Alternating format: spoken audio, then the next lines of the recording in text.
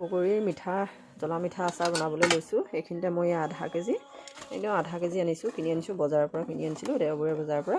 এই আধা কেজি মই বগৰী কিনি আনিছিলোঁ। এতিয়া মই এইফালে কেৰাহী গৰম কৰি ৰাখিছোঁ আৰু এইফালে এয়া মই ধনিয়া গুড়ি কৰি থৈছোঁ আৰু এইফালে গুড় মই নিজৰ আন্দাজ অনুসৰি কাটি থৈছোঁ। আধা কেজি গুড়ত কিমান দিব লাগে সেইখিনি মই দিব লাগিব আৰু পাঁচফোৰণ দিম মই।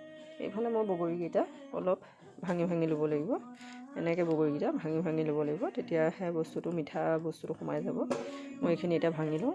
এইফালে মই বগৰীখিনি অলপ ফালি ল'লোঁ আৰু মই এইফালে তেল গৰম কৰি থৈছোঁ আৰু ইয়াতে মই পাঁচফোৰণ দি দিছোঁ। তেলখিনি অলপ গৰম হৈ আছে, তাতে পাঁচফোৰণ দি দিছোঁ। এয়া গৰম হ'বলৈ দিছোঁ। তাৰপিছত ঠাণ্ডা হোৱাৰ পিছত মই মছলা বেছি নিদিওঁ, মই অলপ দিম, ধনিয়া গুড়িহে দিম আৰু 2টা জলকীয়া দি দিম। ইয়াতে মই 2টা জলকীয়া ফালি লৈছোঁ, ফালি লোৱা জলকীয়া 2টা দি দিছোঁ। এইফালে মই ধনিয়া গুড়ি লৈ লৈছোঁ, কাৰণ মই এইখিনি ভাজি পেলাই ধুনীয়াকৈ বৈয়ামত থৈ দিয়া আছে, সেইটোকে নভজাকৈ হ'ব। আৰু এইফালে মই ইয়াতে দি দিম বগৰীখিনি, ইয়াতে দিছোঁ বগৰীখিনি আৰু মই গেছটো ল' ফ্লেমত ৰাখিছোঁ। এইখিনি মই এতিয়া লৰাই লওঁ অলপ।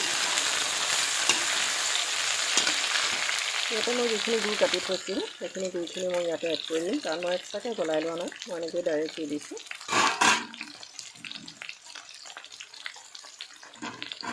মই এতিয়া লৰাই থাকিম এইখিনি।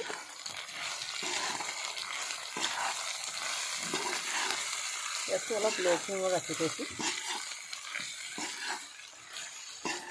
বেছিকৈ আকৌ হেৰি কৰি থৈ দিলে, গেছটো অলপ বেছিকৈ থৈ দিলে বগৰীখিনি বেয়া হৈ যাব। সেই গতিকে গুড়খিনি অলপ পানী গলিবলৈ দিছোঁ। গলিবলৈ দিয়াৰ পিছতে গেছটো বন্ধ কৰি দিম।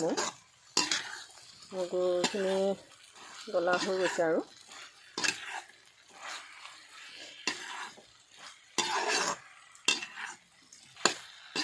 মই বহুত বেছিও দিয়া নাই গুড়, মই নিজৰ আন্দাজ অনুসৰি দিছোঁ। বেছি দিলেও খাই ভাল নালাগে। ইয়াতে দি দিম এতিয়া মই অলপ নিমখ, নিজৰ আন্দাজ অনুসৰি ইয়াতে মই নিমখ অলপ দি দিছোঁ। ভিডিঅ'টো চাই যদি আপোনালোকে ভাল পায় তেতিয়াহ'লে লাইক, কমেণ্ট, শ্বেয়াৰ, ছাবস্ক্ৰাইব কৰি দিবলৈ নাপাহৰিব। এয়া মোৰ বগৰীখিনি হৈ যাব। এতিয়া মোৰ গুড়খিনি গলি হৈ গ'ল, কিন্তু অলপ দেৰি ৰাখি থৈছোঁ। এয়া বগৰী হৈ গৈছে আৰু মোৰ বগৰী আচাৰখিনি হৈ গ'লগৈ। এতিয়া মই ঠাণ্ডা হোৱাৰ পিছত বৈয়ামত ভৰাই দিম। এতিয়া ইয়াতে অলপ দেৰি ৰাখি দিম, ইয়াতে ঠাণ্ডা হ'বলৈ দিম।